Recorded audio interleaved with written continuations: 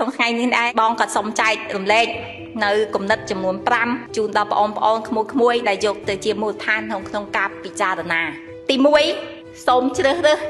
ជំនាញសិក្សានិងអាជីពដោយការយល់ដឹងមិនមែនដោយសារតាមគេបងត្រូវចាំថាការជ្រើសរើសមុខជំនាញនិងការសម្រេចចិត្តគឺសំខាន់បំផុតនៅក្នុងជីវិតរបស់បងអូនការសិក្សាបងអូនជំនាញដែលបងអូនរើសគឺបងអូនត្រូវចំណាយពេលច្រើនឆ្នាំក្នុងការរៀនចាបងអូនចំណាយពេលមួយជីវិតនៅក្នុងការធ្វើការងារចាអញ្ចឹងទៅសួរខ្លួនឯងថាតើខ្ញុំស្រឡាញ់មុខជំនាញនេះទេមុននឹងខ្ញុំជ្រើសរើសតើខ្ញុំមានសមត្ថភាពអត់ក្នុងការធ្វើវាហើយជំនាញនេះគឺអាចជួយខ្ញុំឬមួយសង្គមបានឬយ៉ាងណាគុំជ្រើសរើសជំនាញទៅតាមមិត្តភ័ក្តិគឺយើងត្រូវជ្រើសរើសដោយមានព័ត៌មាននិងការប្រឹក្សាច្បាស់លាស់ហើយនឹងមានការគិតគូរឲ្យបានម៉ត់ចត់ទី2សូមកុំមើលរំលងនៅមុខជំនាញណាមួយឬមុខរបរណាមួយឡើយជំនាញណាក៏មានតម្លៃប្រសិនបើយើងធ្វើដោយចំណេះដឹងជំនាញនិងសេចក្តីស្មោះត្រង់ចាការងារណាក៏អាចជាការងារដែលថ្លៃថ្នូរទាំងអស់បើយើងធ្វើដោយកិត្តិយសហើយមានប្រយោជន៍ដល់អ្នកដទៃសង្គមជាតិមានរីកចម្រើនទៅបានគឺដោយសារជំនាញទាំងអស់ប្រមូលផ្ដុំគ្នាបានជួយឲ្យប្រទេសជាតិយើងគឺមានការរីកចម្រើនទៅបានចា៎ទី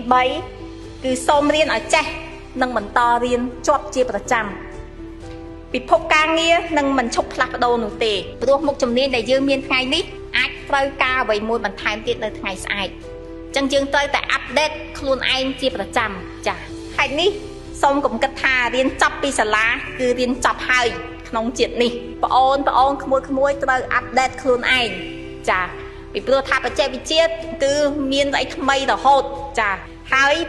បងអូនទៅចងចាំថាអ្នកដែលជោគជ័យនៅក្នុងសម័យអន្តរកាលសម័យមានការផ្លាស់ប្ដូរគឺជាអ្នកដែលចេះសម្របខ្លួនចេះស្វែងរកចំណេះដឹងថ្មី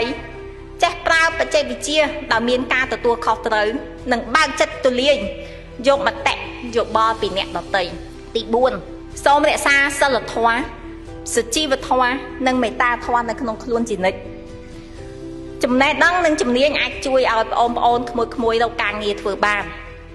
ឬបង្កើតអាជីពអ្វីមួយបានប៉ុន្តែសីលធម៌គុណធម៌គឺជាអ្វីដែលធ្វើឲ្យមនុស្សទទួលបាននូវការគោរពនិងការយកចិត្តទុកដាក់មនុស្សដែលមានសមត្ថភាពប៉ុន្តែគ្មានសីលធម៌គ្មានគុណធម៌គ្មានភាពស្មោះត្រង់គឺនឹងពិបាកខ្លាយទៅជាធនធានល្អសម្រាប់សង្គមជាតិយើងណាស់សង្គមជាតិយើងគឺត្រូវការតែយុវជនដែលមានទាំងចំណេះដឹងមានទាំងជំនាញនិងមានទាំងអត្តចរិតល្អទី5គឺសូមរក្សាស្មារតីដឹងគុណនិងការតបស្នងពោលគឺប្រកាន់ខ្ជាប់ខ្លួនថាជាកតញ្ញូជននៅពេលដែលបងប្អូនក្មួយៗទទួលបានការសិក្សារៀនសូត្រទទួលបានអាហារូបករណ៍ទទួលបានការងារធ្វើឬទទួលបានជោគជ័យក្នុងអ្វីមួយនោះបងអូនគួរចងចាំថាជោគជ័យនេះមិនមែនកើតចេញពីខ្លួនយើងតែម្នាក់ប៉ុណ្ណោះទេវាកើតចេញពីឪពុកម្ដាយយើងបងប្អូនយើងគ្រួសារយើងដែលបានជួយជំរុញបងអូនចាឲ្យមកមានថ្ងៃនេះកើតចេញពីលោកគ្រូអ្នកគ្រូចាដែលបានបង្ហាត់មករៀនបងអូនតាំងពីមត្តេយ្យតាំងពីបងអូនអត់ទាន់ចេះសរសេរអក្សររហូតដល់បងអូនចេះសរសេរអក្សរចេះគិតលេខមត្តេយ្យអនុវិទ្យាល័យវិទ្យាល័យមហាវិទ្យាល័យចានឹងខែកើតចេញពីសង្គមជាតិយើងដែលកើតចេញពីមានសន្តិភាពដោយសារតែមានសន្តិភាពនេះហើយបានធ្វើឲ្យយើងមានឱកាសចាបានទៅរៀនសូត្រចានេះហើយជាការផ្ដល់ឲ្យពីប្រទេសជាតិរបស់យើងដូច្នេះនៅពេលដែលមានសមត្ថភាពសូមបងអូនសួរខ្លួនឯងថាតើខ្ញុំអាចតបស្នងអ្វីខ្លះ